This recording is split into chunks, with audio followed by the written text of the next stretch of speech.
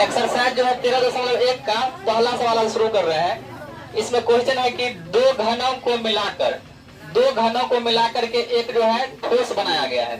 क्या घन को? दो घन को मिला करके एक ठोस बनाया गया है, जिसका प्रत्येक का आयतन आपको दिया हुआ है 64 सेंटीमीटर क्यूब।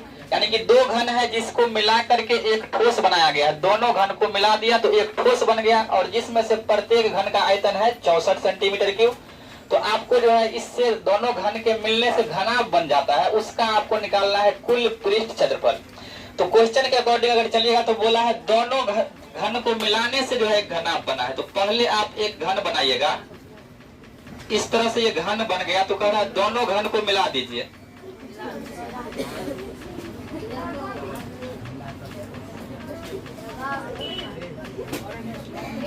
ये तो पहला घन हुआ।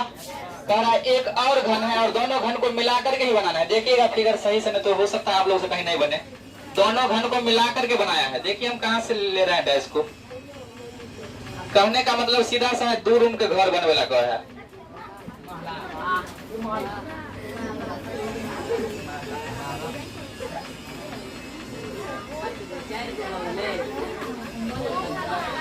कह रहा है दो घन को मिलाकर के एक, अब ये घनाभ बन गया ना। यहाँ से यहाँ तक ये क्या था? घन था, और यहाँ से यहाँ तक ये दूसरा घन था। तो अब यहाँ से लेकर के यहाँ तक ये क्या बन गया? अब ये घनाभ बन गया। तो कह रहा है दो घन को मिला करके एक ठोस बनाया गया, और यह ठोस किस रूप में बन गया? घनाभ के रूप में बन गया। जिसमें से कह रहा है प्रत्येक घन का, प्रत्येक मतलब प्रति एक, यानी कि दो घन है, इसमें से प्रत्येक का आयतन कितना है? 64 सेंटीमीटर क्यूब है। तो अब इस घनाभ का कह रहा है आपसे पृष्ठीय क्षेत्रफल ज्ञात करने के लिए। तो देखिए क्या सब दिया हुआ है आपको दिया हुआ है घन का आयतन बराबर, दिया हुआ है 64 सेंटीमीटर क्यूब। तो लेकिन हम जानते हैं घन का आयतन क्या होता है? भुजा का क्यूब। घन का आयतन होता है भुजा का क्यूब, लेकिन दिया हुआ है कितना? 64 दिया हुआ है। तो अगर यह क्यूब हटेगा तो इधर रूट लगेगा, क्योंकि स्क्वायर भी हटता है तो रूट लगता है। तो यहाँ भुजा बराबर क्या हो जाएगा? यहाँ पर रूट तो लगेगा 64, लेकिन स्क्वायर इसमें चला जाता था तो नहीं लिखा जाता था। लेकिन इस बार ये 3 गया है ना, तो 3 इसमें लिखाएगा। स्क्वायर हटता है, आप रूट लगाते हैं, भले आपको नहीं पता होगा, लेकिन वो 2 यहाँ से जो जाता है तो इस रूट में जाता है, और हम समझ जाते हैं कि 2 है इसमें लिखा हुआ, और हम वर्गमूल निकालते हैं। लेकिन इस बार पावर में 3 था तो ये पावर यहाँ जाएगा, अगर 4 रहता तो यहाँ 4 जाता। इसका मतलब ये है कि अगर 3 गो में से एगो का जोड़ा निकलेगा, अगर इसमें 4 रहता तो 4 का जोड़ा निकलेगा। कहने का सीधा मतलब अगर 3 है तो इसका मतलब आपको घनमूल निकालना है। तो भुजा बराबर क्या हो जाएगा? अगर 64 का अगर आप क्यूब रूट निकालिएगा तो ये जो हम इसको 4 गुने 4 गुने 4 लिख सकते हैं। 4 चौका 16 चौका 64। आप 2 के फैक्टर के रूप में भी इसको तोड़ सकते हैं। तो अब इसमें 3 है, इसका मतलब इसमें से 3 गो का जोड़ा निकालना है। तो भुजा बराबर कितना हो जाएगा? 4 सेंटीमीटर। भुजा कितना हो गया? 4 सेंटीमीटर। तो ये घन का भुजा निकला ना। और आप जानते हैं घन तो यहाँ से लेकर यहीं तक था पहला घन, तो ये कितना हो जाएगा? 4। ये 4 होगा। और ये तो इसका क्या होता है? ये इसका चौड़ाई होता है ना, तो ये भी कितना होगा? 4 इसलिए होगा क्योंकि कल ही बोल दिए थे घन का सभी भुजा क्या होता है? तो अगर एगो 4 निकल गया, इसका मतलब सब कितना होगा? 4 सेंटीमीटर। इसका ये ऊंचाई भी कितना होगा? ऊंचाई 4 होगा ना, यानी कि ये भी आपका ऊंचाई भी हो जाएगा 4 सेंटीमीटर। यही होगा।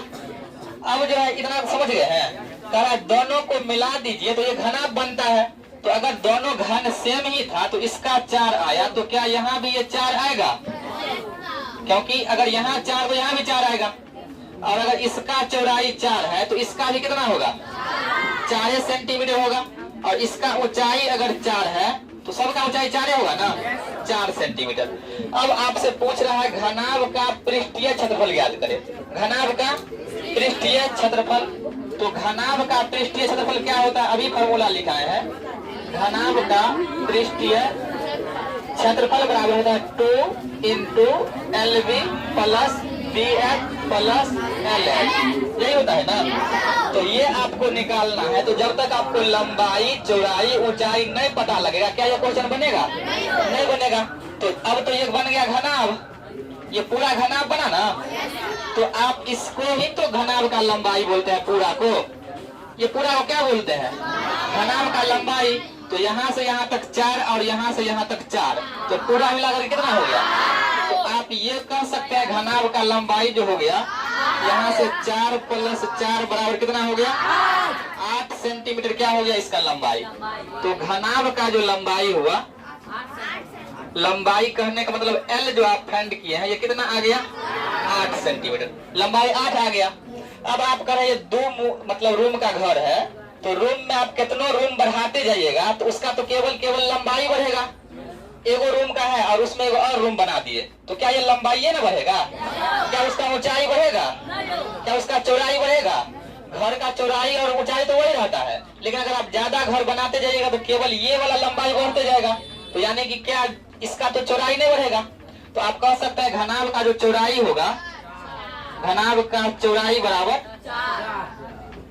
बराबर यानी कि B न होगा, B बराबर 4 सेंटीमीटर। अब आपको ऊंचाई का जरूरत है, तो घर में आप कितना बढ़ाइएगा तो ऊंचाई भी वही रहना है, यानी कि ऊंचाई अगर आपको कह दिया जाए तो ऊंचाई बराबर यानी कि H का वैल्यू भी कितना रहना है? 4 सेंटीमीटर ही रहना है। अब आपके पास लंबाई भी है, चौड़ाई भी है और ऊंचाई भी है, और फॉर्मूला हम पहले लिख दिए हैं 2 × लंबाई + चौड़ाई 2 × LB + BH + LH। अब आप वैल्यू पुट करिएगा यहाँ से, तो यहाँ तो 2 है। अब LB बताए थे अभी गुना करके आता है ये, तो लंबाई कितना दिया हुआ है? 8 और ये चौड़ाई कितना दिया हुआ है? 4।